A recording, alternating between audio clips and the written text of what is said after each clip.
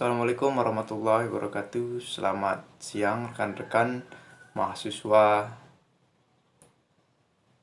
mata kuliah Organisasi Manajemen Pemerintahan. Kali ini pada sesi awal perkuliahan kita akan sedikit mengulas apa urgensinya mata kuliah organisasi pemerintahan ini.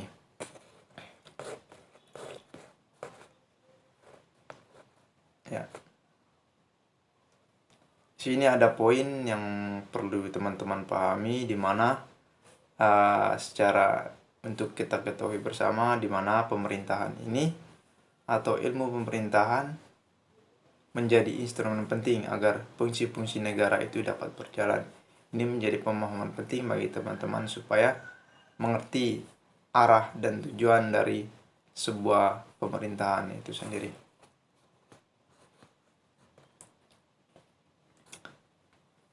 Selanjutnya ada persoalan penting mengapa kita perlu memahami atau belajar mata kuliah organisasi dan manajemen pemerintahan ini, di mana yang pertama ada persoalan.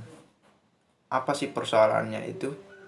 Di mana sering kita ketahui di masyarakat ataupun di media ataupun praktisnya di negara kita bahwasanya tidak berjalannya fungsi-fungsi pemerintahan itu, baik di pusat maupun di daerah. Kemudian mata kuliah kita mengajak bagaimana fungsi-fungsi itu bisa berjalan. Ini menjadi fokus kajian kita besok atau di materi-materi selanjutnya. Ya, ini manfaatnya dari mata kuliah kita, yaitu mahasiswa atau rekan-rekan akan mendapatkan knowledge dan gambaran empiris tentang perilaku pemerintahan itu sendiri. Ya, di mana ada cakupan materi kuliah. Yang pertama, untuk memahami konsep-konsep kunci pemerintahan itu sendiri. Terus yang kedua, ada pergeseran paradigma pemerintahan, tantangan dasar bekerjanya pemerintahan. Ya. Di sini ada tujuan mata kuliah sebagai pengetahuan secara teoritis dan praktis. Terus yang kedua itu kompetensi di bidang pemerintahan. Yang ketiga terkait dengan kompetensi tidak hanya bagi mahasiswa atau orang yang bekerja pada lingkup pemerintahan, bahkan menjadi underline penting bisa dilakukan oleh birokrasi, aktivis CSO, jurnalis, bankers dapat memahami bekerja pemerintahan, karena dengan memahami ke depan lebih mudah untuk berinteraksi dengan siklus dan dinamika pemerintahan.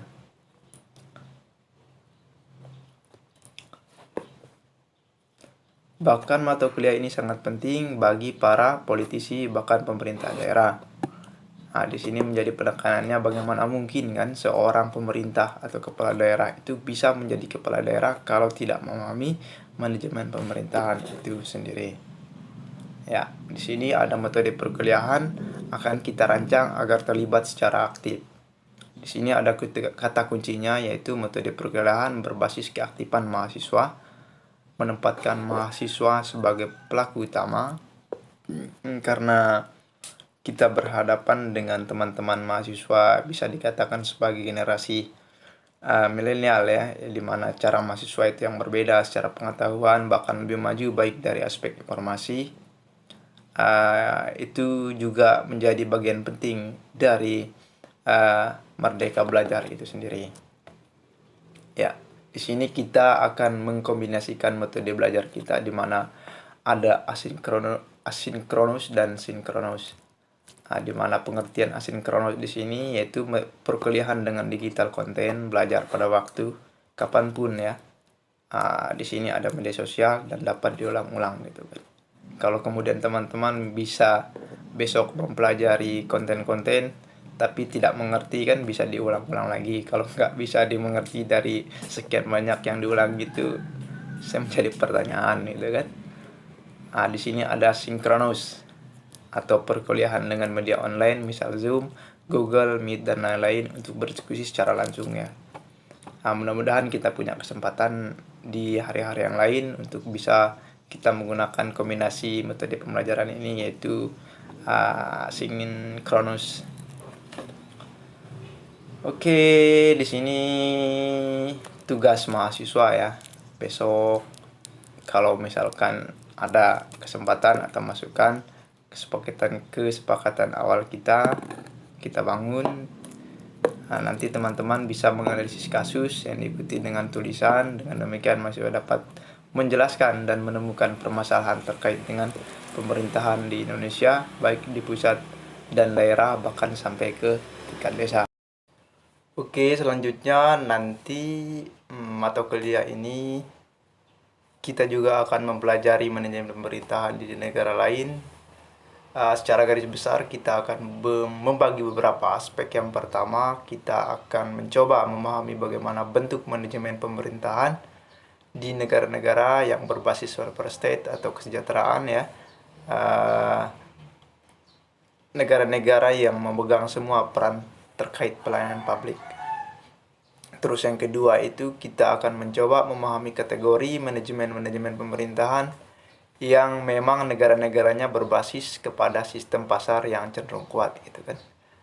Di mana sepenuhnya fungsi-fungsi di negara-negara yang menganut sistem pasar yang cenderung kuat ini, fungsi-fungsi pemerintahan itu tidak sepenuhnya menjadi provider bagi pelayanannya atau bagi berjalannya pelayanan publik, bagi bekerjanya pemerintahan itu sendiri, bahkan menjadi regulatory state dan oversight. Nanti kita akan membahas apa itu regulatory state dan oversight. Terus yang ketiga, peran pemerintahan di negara-negara yang berbasis atau kekuatan sosialnya sangat kuat. Seperti kita ketahui bahwa fungsi pemerintahan itu yang utama adalah agar kepentingan publik itu dikelola dengan baik, dan seringkali kepentingan publik itu dikelola oleh institusi sosial, misalnya Muhammadiyah. Ini sering terjadi atau keadaannya seperti di negara kita sendiri ya. Dan juga kita akan melihat melalui beberapa perspektif. Bisa dikatakan kita menjadikan perspektif komparatif ya, dari perbandingan dari negara-negara yang akan kita bahas terkait dengan pelayanan sosialnya gitu kan. Di mana di sini tidak hanya ada satu model manajemen pemerintahan, namun ada banyak model. Ada peran adat kan bisa menjadi bagian, punya situasi sistem sosial yang kuat bisa menjadi bagian. Ini umpamanya atau sering terjadi di negara kita gitu kan. Di Indonesia sendiri meskipun secara regulatory sama gitu kan, ternyata dalam prakteknya pun bisa berbeda gitu kan, tergantung pada daerahnya. Ini bisa dikatakan bahwa Indonesia itu unik gitu kan terkait dengan model pelayanan publiknya gitu kan ya. Selanjutnya penting mempelajari manajemen pemerintahan, di mana kita akan membahas tentang konsep dan manajemen pemerintahan itu sendiri, fungsi manajemen pemerintahan, pemahaman regulasi dan konteks perubahannya, terus pembagian urusan kewenangan pusat dan daerah. Ini nanti kita akan mencoba membahas di sesi-sesi selanjutnya. Oke, misalnya pada konteks Indonesia sering kita ketahui bahwa dari hulu sampai hilirnya biasanya regulasinya sama gitu kan, secara keindonesiaan, secara aturan regulasinya sama, tetapi outputnya atau fungsi-fungsi pemerintahannya itu cenderung berbeda gitu kan. Adanya yang kita sebut sebagai tradisi pemerintahan di sini sering terjadi di daerah-daerah Indonesia. Misalkan kita ber-KSB sendiri, pasti ada poin-poin yang memang peran dari tradisi pemerintahan itu akan digunakan, itu cenderung dipakai gitu kan. Ini besok kita akan dalami lebih dalam gitu kan. Nah, lanjutannya juga kita akan melihat bagaimana sih tantangan pemerintahan atau manajemen pemerintahan itu di era digitalisasi. Di sini ada poinnya, persoalan digitalisasi menjadi tantangan gitu kan oleh pemerintah. Bagaimana kita masuk atau dalam hal ini menyelami tantangan-tantangan di era digital ini yang cenderung kita sudah berhadapan dengan teknologi gitu kan. Dalam ini terkait revolusi industri 4.0 gitu kan.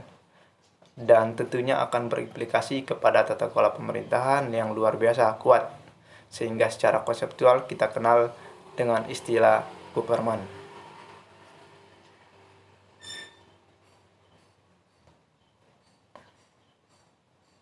Ya, ini jadi poin penting tadi seperti yang saya bahas pada tantangan pemerintahan. Ya, di sini ada kecenderungan birokrasi yang lambat gitu kan dan tidak cepat berubah. Dalam manajemen pemerintahan, cara berpikir agile governance, inovatif dan adaptif governance-nya, karena seringkali secara kontekstual organisasi pemerintahan seringkali tertinggal dengan organisasi swasta. Nah, sedangkan di masyarakat perlu membutuhkan itu kan, bagi masyarakat awam harus atau responsif dalam kebutuhan pelayanan sosialnya. Ya, ini kita tidak bisa pungkiri bahwa di tengah perkembangan dan tidak terpaku kepada SOP saja gitu kan. Harus kita punya agile governance, inovatif governance dan adaptive governance.